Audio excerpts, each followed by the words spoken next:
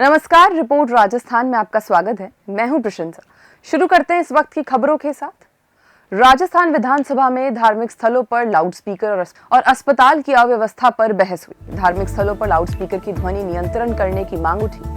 विधायक अशोक कुमार कोठारी ने सदन में धार्मिक स्थलों पर लाउडस्पीकरों से होने वाले ध्वनि प्रदूषण का मुद्दा उठाया। उन्होंने कहा कि सुप्रीम कोर्ट के दिशा निर्देशों का पालन करते हुए कई राज्यों में धार्मिक स्थलों से लाउडस्पीकर हटाए गए हैं, लेकिन राजस्थान में अभी तक इस पर कोई ठोस कदम नहीं उठाया गया। बता दें कि विधायक स्वामी बालमुकुंदाचार्य ने अपने विधानसभा क्षेत्र में लाउडस्पीकर से अजान रुकवाने के लिए पुलिस को अर्जी दी थी। हम सरकार का ध्यान इस ओर आकर्षित करना चाहेंगे कि धार्मिक स्थलों पर लगे लाउड स्पीकरों की तेज आवाज को नियंत्रित किया जाना अति आवश्यक है। इस संदर्भ में भारतीय संविधान के अनुच्छेद 19(1) एवं अनुच्छेद 21 के तहत हर नागरिक को बेहतर वातावरण में शांतिपूर्ण जीवन जीने का मौलिक अधिकार है और इसको मद्देनजर रखते हुए विभिन्न माननीय न्यायालयों ने द्वारा भी जनहित में इस तरह के निर्णय पारित किए गए। माननीय सुप्रीम कोर्ट ने 18 जुलाई 2005 को ध्वनि प्रदूषण पर अहम फैसला सुनाते हुए कहा था कि देश के हर व्यक्ति को शांति से रहने का अधिकार है, जो उसके जीवन के मौलिक अधिकार का हिस्सा है। अजान का देखो, कोई भी चीज़ है, आज आप कोई भी भगवान को याद करते हो, अगर मन से याद करते हो, ज़्यादा बोलने से की बजाय अगर मन से करते हो तो उनको उनकी जगह वो भी ठीक है, करना चाहिए। जब अपना अपना सिस्टम है। बाकी जब एग्जाम का टाइम चल रहा है, परीक्षा का टाइम चल रहा है, अगर उसकी वॉल्यूम अगर कम रख लें तो बच्चों की पढ़ाई भी डिस्टर्ब नहीं हो। यही नहीं कि हिंदुओं के बच्चे नहीं पढ़ते, मदरसों के अंदर बच्चे भी पढ़ते हैं, उनके भी एग्जाम का समय होता है, सभी के बच्चे पढ़ते हैं सभी धर्मों। तो अगर उसकी आवाज़ अगर थोड़ी सी कम कर ले, सारी कर ले, तो उनको नुकसान नहीं होना चाहिए। कि इस समय माइकों का साउंड बढ़ता जा रहा है, उसका वॉल्यूम बढ़ाया जा रहा है। जिन क्षेत्रों में एग्ज़ाम चल रहे हैं, स्कूल है, अस्पताल है, एग्ज़ाम सेंटर हैं, साथ ही कुछ माताएं बहनें कहीं बीमार हैं या किसी को माइग्रेन से संबंधित कोई समस्या है, उनकी हमारे पास में 50-60 शिकायत आई है। एक शिकायत रामपुरा डाबड़ी से आई है कि रात को 2 बजे माइक चला दिया जाता है, और 1-2 कॉलोनियों से शिकायत आई है कि माइक को साइकिल पे रख के आदमी कॉलोनी में घूम रहा है, कोई कमर पे लटका के घूम रहा है और वो कह रहा है रात को 2 बजे कह रहा है जाग जाओ। तो जो लोग सोना चाहते हैं वो क्यों जाग जाएं? और वॉल्यूम को इतना क्यों तेज किया जा रहा है? 5-6-7 मंजिल के ऊपर 5-6 माइक लगा के वॉल्यूम बढ़ा रहे हैं। भोंपू इतना लंबा पहले कर दिया, फिर उससे भोंपू से कनेक्शन करके और कॉलोनी में मकानों पे लगा रहे हैं, सरकारी विद्युत पोल पे लगा रहे हैं, और कोई अन्य कोई बिल्डिंग है सार्वजनिक उस पे लगा रहे हैं। तो कहने का तात्पर्य यह था कि एक तो वॉल्यूम की कोर्ट के आदेश है, कोर्ट के आदेश हैं वॉल्यूम कितना होना चाहिए, एक तो वो मापदंड पे वॉल्यूम रखा जाए माइक का, और दूसरा ये कि जो रात को 2 बजे चलाते हैं उससे लोगों को आपत्ति है। सुबह 5 बजे का है तो ठीक है, लेकिन 2 बजे जग जाओ, 2 बजे क्यों जाग जाओ? इसलिए ये आपत्तियां आई। तो हमने कहा है कि वॉल्यूम सरकार के मापदंड नियम जो है, कानून के नियम है, कोर्ट का आदेश है, उसको पालन करे। हम यूपी की तरह, एमपी की तरह नहीं कह रहे कि माइक को समेट के घर रख दो। राजस्थान के पूर्व मुख्यमंत्री अशोक गहलोत लंबे अरसे बाद आज विधानसभा पहुंचे। इस दौरान मीडिया से बातचीत करते हुए गहलोत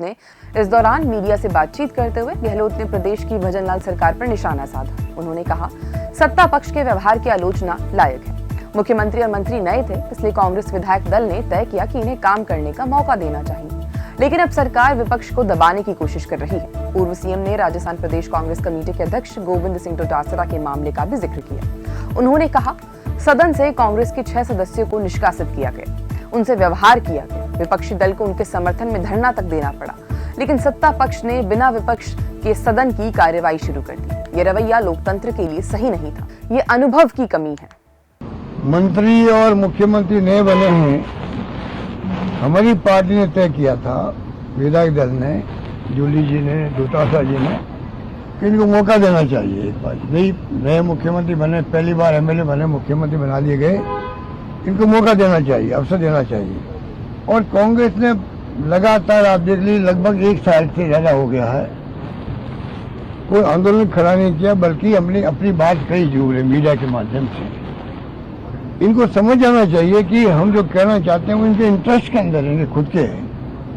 गवर्नमेंट अगर अच्छी चलेगी, अच्छी गवर्नेंस होगी, हमारा ध्येय है कि पब्लिक को कॉम्प्रोमाइज नहीं हो, विपक्ष मिलकर के ऐसे काम करें जिससे कि आम जनता को उसका लाभ मिले, विकास में कोई कमी नहीं रहे। ये हमारा ध्येय है लोकतंत्र के अंदर। अब ये इनके ऊपर निर्भर करता कितना विपक्ष साथ लेके चलते हैं। जो 6 लोगों को इन्होंने निष्कासित किया जिस रूप में, और जो बिहेव किया हमारे साथ में, धरना तक देना पड़ा यहाँ पर, इससे बड़ा दुर्भाग्य क्या होगा कि मेन मुख्य विपक्ष दल के लोगों को धरना देना पड़े यहाँ पर। वहीं अशोक गहलोत ने पंजाब में जारी किसान आंदोलन को लेकर आम आदमी पार्टी और भारतीय जनता पार्टी पर निशाना साधते हुए कहा कि इन दलों को लोकतंत्र में यकीन नहीं है। उन्होंने कहा कि दुनिया का सबसे बड़ा किसान आंदोलन है। पहले भी केंद्र सरकार ने किसानों से वादे किए लेकिन उन्हें निभाया नहीं गया। देखिए, आप जानते हो कि आप पार्टी हो चाहे विपक्ष बीजेपी हो, इनके अंदर लोकतंत्र में यकीन तो है नहीं। ये किसान आंदोलन देश का नहीं, दुनिया का सबसे बड़ा आंदोलन है किसानों का। ये दुनिया का, जहाँ 2-2.5 साल तक किसान बैठे रहे सड़कों पर, आप सोच सकते हो क्या बीती होगी। जब बैठे रहे वो रात दिन एक किया, क्या बीत रही होगी उनपे, उनके परिवार पर, कोई कल्पना नहीं कर सकता है। उसका एहसास सरकारों को नहीं रहा है। 1-1.5 साल बाद तो प्रधानमंत्री जी ने बात करके आंदोलन समाप्त किया, वादे किए, नहीं निभाया, वापस बैठ गए वो लोग। आज ही मैं कहना चाहूंगा, किसान यहाँ पर टॉप प्रायोरिटी होना चाहिए। और हम लोग कहते भी हैं, कोई पार्टी हो किसान की बात करता है, तो असली उनके लिए मांगे पूरी कौन कर रहा है। आपने खुद ने कहा था हम MSP को कानून का दर्जा देंगे। मोदी जी वो व्यक्ति हैं, जब मैं मुख्यमंत्री था तब वो बोला करते थे गुजरात से कि केंद्र सरकार को चाहिए, जो डॉक्टर मनमोहन सिंह की सरकार थी, कि MSP को कानून का दर्जा मिलना चाहिए। जब वो खुद प्रधानमंत्री बन गए, प्रधानमंत्री बनते पहला काम उनका होना चाहिए था कि MSP को कानून का दर्जा दे। उसको लेके सब ये आंदोलन हो रहे हैं। तो आप सबके सामने क्यों, किस रूप में उठाया गया, क्या बात की, मुझे इसकी जानकारी। राजस्थान विधानसभा में गुरुवार को प्रश्नकाल के दौरान कई अहम मुद्दे उठाए गए, जिसमें सड़कों की स्थिति पर सवाल रखा गया। आमेर विधानसभा क्षेत्र में टूटी सड़कों को लेकर विधायक प्रशांत शर्मा ने सवाल पूछा। उप मुख्यमंत्री दिया कुमारी ने इसका जवाब देते हुए कहा, हर विधानसभा क्षेत्र के लिए 10 करोड़ रुपए का फंड निर्धारित किया गया है। सड़कों के निर्माण का निर्णय कमेटी लेती है। यदि किसी क्षेत्र में सड़क की आवश्यकता है तो विधायक इसकी जानकारी दें, हम उसे बनवाएंगे। ये जवाब सुनने के बाद नेता प्रतिपक्ष टीकाराम जूली ने सुझाव दिया कि कमेटी को विधायकों से सीधे प्रस्ताव लेना चाहिए।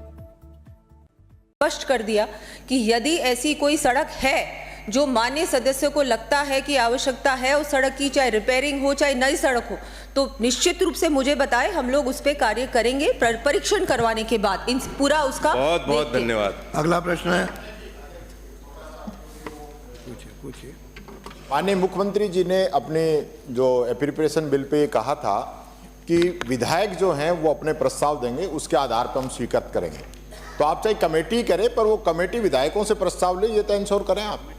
राजस्थान की राजधानी जयपुर के लोगों के लिए कल यानी 21 मार्च का दिन काफी सुकून भरा रहने वाला है। गुलाबी नगरी जयपुर के सभी स्कूल, कॉलेज और सरकारी दफ्तर बंद रहेंगे। इसलिए शुक्रवार को जयपुर के लोगों को मिली ये छुट्टी लॉन्ग वीकेंड लेकर आई है।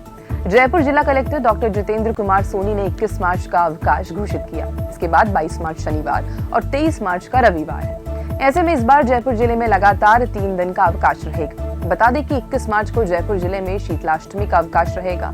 इस दिन चाकसू स्थित शील की डूंगरी में शीतलाष्टमी का मेला लगता है। अभी के लिए केवल इतना ही। देखते रहें रिपोर्ट राजस्थान।